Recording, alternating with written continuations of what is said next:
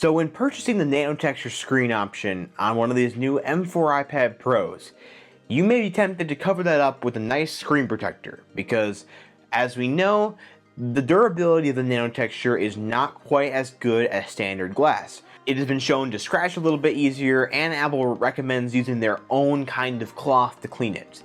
Although I have shown on the channel you can use any other microfiber cloth, we still have to question its durability and how well it's going to hold up. So I know for even myself, I was kind of interested in looking into a screen protector that would work with this Nano-Texture screen and be able to actually protect it even more without sacrificing any of the benefits you get from this kind of screen. Unfortunately, I only have one of these M4 iPads that have this screen on it, so I can't have it side by side with it having a screen protector and not a screen protector, at least not physically in front of me. I will do some editing here to show them side by side different points in the video, but as for what I'm recording right now, this has no screen protector on it. This is the regular Nano-Texture. I went through two kinds of screen protectors during this test, and they cover the biggest categories of what people will buy for their iPad. The first is a tempered glass screen protector, and second is a textured matte paper-like screen protector. So first I tried the tempered glass screen protector. Now this turned out exactly like how I thought it would, and that's not a good thing. It basically ruins the entire purpose of getting this kind of display. It is super reflective, even more reflective than a standard glass iPad Pro, and especially when you go outdoors, which is one of the big things this is advertised to help with, you see that a lot in those tests.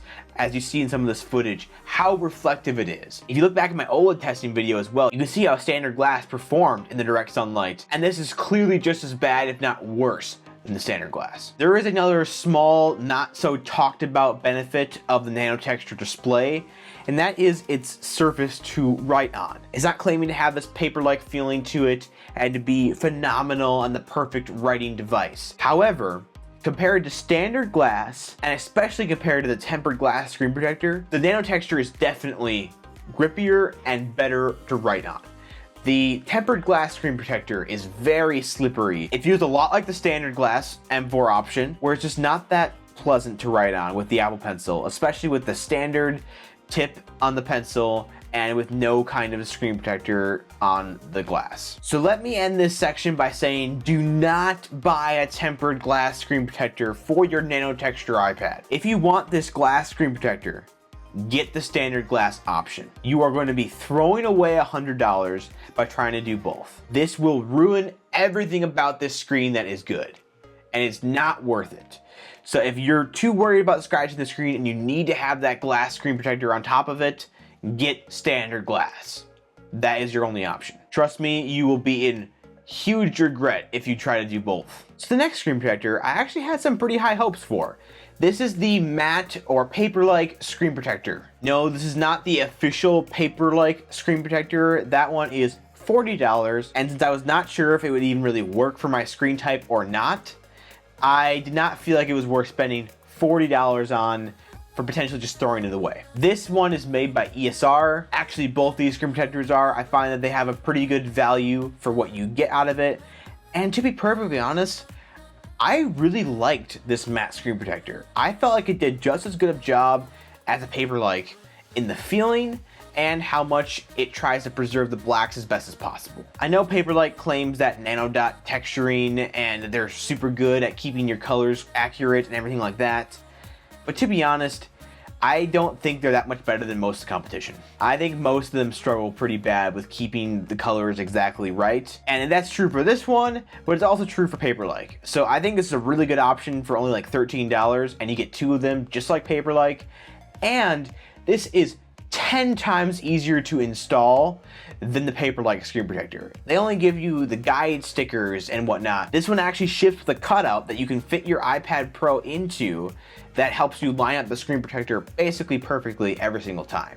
And that's pretty nice. So I was really hoping, since this is a matte texture, that it could almost compound on the anti-glare that the Nano-Texture has and keep that low reflectivity and maybe even make it even better than just straight up Nano-Texture. So I will say that this paper-like matte screen protector actually kind of disappointed me. It is definitely more reflective than Nano-Texture. It is closer to Nano-Texture than the tempered glass by far, but it is still more reflective, and it does still take away from the effect that Nano-Texture gives the screen. Although I will say, if you're not getting a Nano-Texture display and you still want some anti-glare and a better writing feel, well, then this is a really good, cheaper option. It's way less than $100, and your screen's still more durable because even if the screen protector gets scratched, you can replace it, where it's much, much cheaper to replace that than a full screen. I will say that the Nano-Texture does a much better job of preserving those blacks versus the paper-like. It is even more grayed and even less deep. And all the colors are just a little less crisp on that display. Now, as you can see, there is a little bit of that graying happening on the screen. That's mostly when the light is hitting it.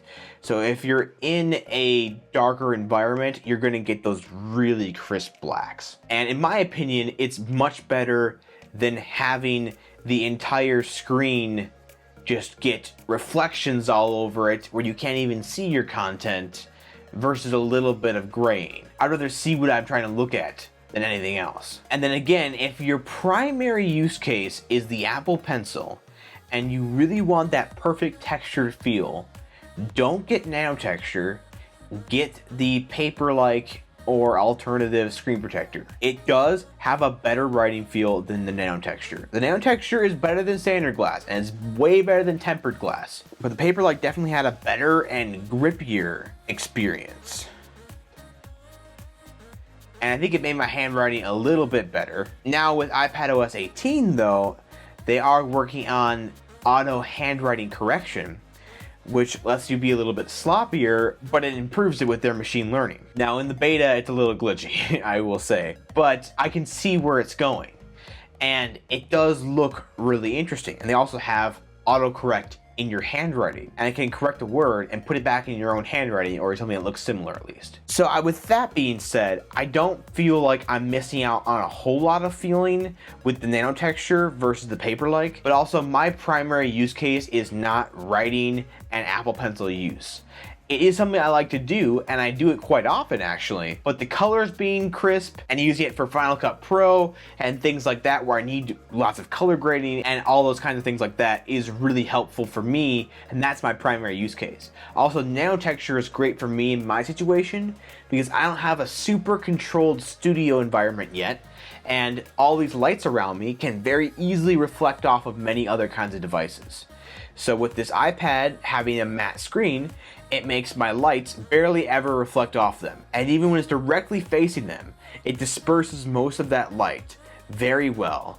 And it does a really good job of allowing you to still see what's on the screen, no matter what. So that's the basics of how screen protectors will work with the Nano-Texture screen. I'll be honest, part of me is holding out hope at least one of these options would actually work, especially that matte screen protector. I thought that had a good chance of working with it and amplifying its glare resistance, but it did not. So this is the truth. If you're going with Nano-Texture, you should know that you're not getting a screen protector with your iPad. Otherwise, if you want any of these screen protectors, even a plastic one, that kind of something in between these, you're still going to want to get the standard glass option. Any other kind of screen over this Nano-Texture is going to give the reflectivity, the properties of that screen protector. So it's going to ruin the effect. I'd be very curious to see if a company can make some kind of screen protector special for this device that actually amplifies the effects and preserves them while protecting the screen. That would be very, very interesting. I would totally cover something like that if I ever see it. But as of right now, that is not something I'm seeing. And there is nothing wrong with getting the standard glass option. You're going to be very, very happy with the iPad, and feel free to get any screen protector you want. And that matte one will give you a lot of the properties of the Nano-Texture display and give you an even better writing feel. It's not going to be quite as crisp, but it's going to be really good, especially if you primarily use it with an Apple Pencil. And then if looking at all these tests, you still want the Nano-Texture display option with no screen protector, just be aware it is less durable. So just choose carefully. It's a $100 upgrade for an even easier to scratch screen. So just be careful. I truly do like this display for my use cases, but I'm also okay with kind of babying my technology and being a little more careful and cautious with where I'm putting it, always having some kind of cover on it when I take it other places, things like that. I'm okay with those kinds of things, where other people may not be. I definitely don't mean to scare you away from the Nano-Texture Display option. I really do enjoy it for my use cases. But just be very thoughtful, know your use case, know what you do with your screens, know if you're prone to scratching screens in the past, because again, this is going to be even easier to do that on. So just know who you are. If you can manage without having a screen protector on your iPad and having a potentially more scratchable screen, then the Nano-Texture, again, great option. Go for it, especially if you're already getting 1 TB. But otherwise, there is good screen protectors out there. Standard glass is great.